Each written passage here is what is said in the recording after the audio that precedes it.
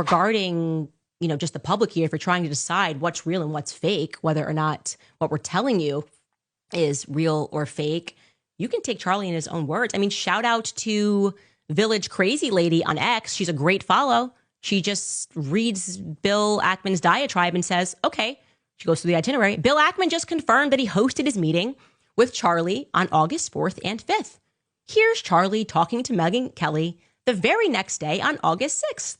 Now, how do you think that meeting went down? Oh, yeah, forgot to tell you that. That's the next day. And I will say this, the behavior by a lot, both privately and publicly, are pushing people like you and me away. Not like we're going to be pro-Hamas, not like we're going to, but we're like, honestly, the way you are treating me is so repulsive. I have text messages, Megan, calling me an anti-Semite. There's another article out in the Times of Israel today. I could read it on air. I was just reading before I got on.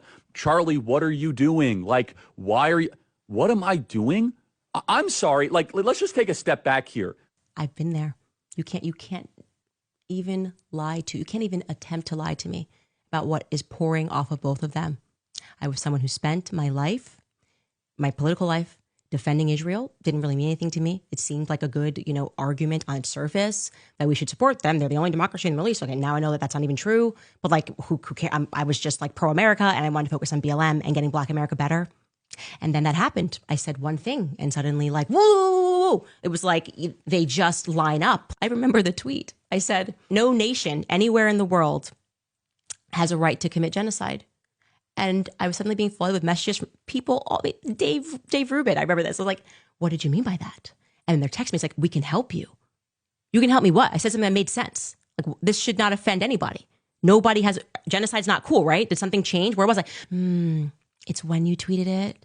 And like, you could have been clearer. You should have added that Israel would never do that. I'm like, okay, you guys are being insane. This statement stands.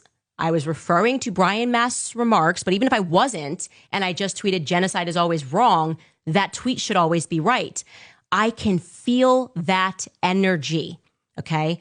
When you're not sure who your friends are, they're starting to gaslight you. They're making you think you're going crazy for having sensible positions. You're either going to take being kicked in the chest, okay, and told get out, and then suddenly they're all communicating behind your back, and just where he talks about that article, something goes out and suddenly it's like, what's going on? They're like trying to make you think you're going crazy because you're saying some sensible stuff. Charlie was at that moment. He says that he is receiving messages calling him an anti-Semite. So how can you lie right now and dispute it? And better question, why are you lying?